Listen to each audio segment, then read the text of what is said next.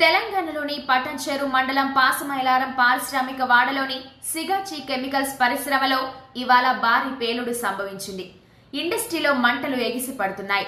ఈ ప్రమాదం వల్ల 12 మంది అక్కడికక్కడే మృతి చెందగా మరో 15 మందికి పైగా తీవ్ర గాయాలు అవడంతో వెంటనే నగరంలోని పలు ఆసుపత్రులకు తరలించారు.